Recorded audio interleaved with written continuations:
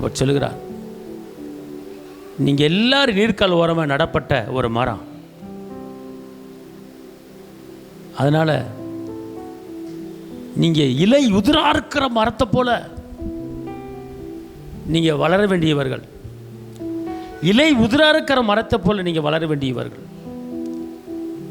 ஆனால் அந்த மரத்தில் தண்ணி பாய்ச்ச வேண்டிய இடத்துல தண்ணியை பாய்ச்சாம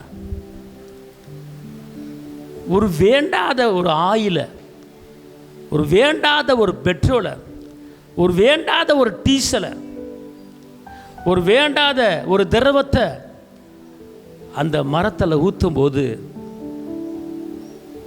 அது ஒரு விஷத்தன்மை உள்ளது. அது வளர விடாமல் தடுக்கக்கூடிய ஒரு திரவங்கள். அந்த திரவத்தை ஊற்றுவதற்கு நீ இடம் கொடுக்காதே. அவர் படைத்த நீரூற்றொண்டை நிற்கிற ஆளு நீ.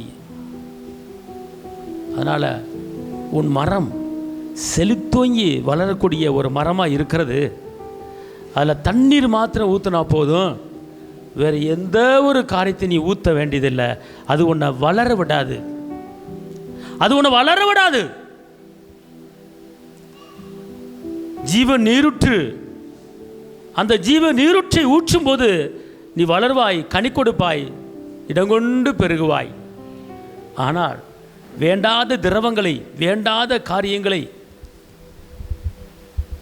அந்த மரத்தில் ஊற்றும்போது அது வாடும், அல்லது பட்டு போகும், அல்லது வளராது. அப்படி என்றால் உங்கள் மரம் நீங்கள், மரம் என்பது நீங்கள், ஜீவ நீரூற்று என்பது தேவனுடைய வார்த்தை. இந்த வார்த்தையை ஊற்றி ஊற்றி ஊற்றி நீங்கள் வளர வேண்டியவர்கள். ஆனால் சில வேண்டாத காரியத்தை உங்கள் மரத்து மேலே ஊற்றும்போது வளர்ச்சியை தடுக்கிறது, வளர்ச்சியை தடுக்கிறது. வேண்டாத காரியத்தை உங்கள் மரத்து மேலே ஊற்ற விடாதீங்க.